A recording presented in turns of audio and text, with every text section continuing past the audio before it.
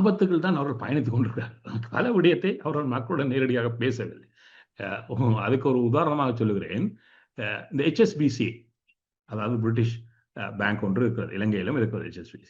அப்ப இந்த HSBC பேங்கினுடைய முகமையாளர் அவர் ஹாங்காங்கில் நடைபெற்ற ஒரு கூட்டத்தில் பேசுகின்ற போது சொன்னார், இந்த எண்ணெய் விலையை நாட்டுக்கு நாடு மாறுபடுகிறது அதை வாங்குவதில். ஆசிய வட்டையில் இருக்கக்கூடிய நாடுகளில் இது மிகப்பெரிய தாக்கத்தை செலுத்துகிறது என்று சொல்லிவிட்டு சொன்னார்.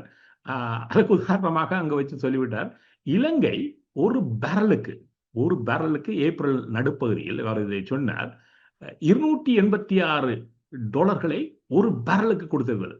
ஏன்னா அதுக்கு அப்படி என்றால் ஒரு பேரலில் 159 லிட்டர் இருக்கிறது. அவ்வாறு வைத்துக் கொண்டால் இலங்கை ஒரு லிட்டர், இது மசகு எண்ணெய், இதை சுத்திகரிக்க வேண்டும். இந்த மசகு எண்ணெயை ஒரு லிட்டருக்கு $1.80 வாங்கி இருக்கிறது. அவ்வாறு வைத்துக் கொண்டீங்கன்னு சொன்னால் அதை சுத்திகரித்து அதுக்கு பின்னர் அதை போக்குவரத்து, அதுக்கான போக்குவரத்து செலவீனம் இருக்கிறது, அதை சேமித்து வைக்கிற செலவீனம் இருக்கிறது. அதை கடந்து இதை விற்பவருக்கு இருக்கக்கூடிய அந்த லாப கணக்கு ஒன்று இருக்கிறது. இதை கடந்து இதுக்கு வரி இருக்கிறது.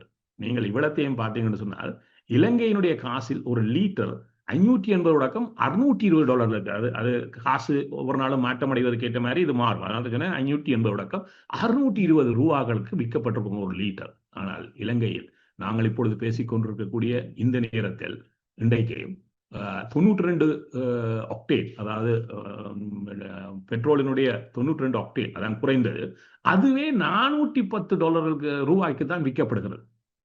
அவ்வாறு இருந்தால் இதை அரசு தானாக அதிகரித்த விலையில் வாங்கி மக்களுக்கு நான் கொடுக்கிறேன், தட்டுப்பாடு ஓரளவு குறைத்து, ஏற்கனவே நிறைய கட்டுப்பாடுகள் இருக்கு, அதையும் இன்னும் குறைந்த விலையில் என்றால் அது மானியமாக கொடுக்கிறது.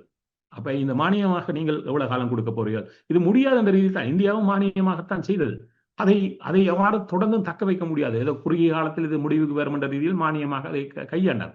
அதை முடியாத என்ற சூழல் வந்த பொழுதுதான் இந்தியா இப்பொழுது பார்த்தீங்கன்னா சமீப காலமாக வேகமாக இந்தியாவில் எரிபொருள் விலை, எண்ணெய் விலை அதிகரித்துக் கொண்டே இருக்கிறது. ஏன்னு சொன்னால் அவர்களால் இன்னும் அதை தாங்க முடியாது. ஆனால் இலங்கையில் அவ்வாறான சூழல் இல்லாத போல காட்டப்படுகிறது. இதை அவர் சொன்ன பின்னர் அவருடைய பிரித்தானியாவுடைய தலைமையகத்துக்கு அடித்து இலங்கையிலுக்கு உதவியாளர்கள் அடித்து கேட்டு பார்த்தார்கள். உண்மைதான், அது உண்மை, அதில் எந்த மாற்றமும் இல்லை என்று. அப்ப எவ்வளவு தூரம் உண்மை நிலை மறைக்கப்படுகிறது என்பதற்கு உதாரணமாக நான் சொல்றேன். இன்னொன்று இருக்குது, ஸ்ரீலங்காவுடைய கையிருப்பு குறைந்து வருவதை நாங்கள் சொல்லிவிட்டோம். இன்னொன்று இருக்கிறதுன்னு சொன்னால்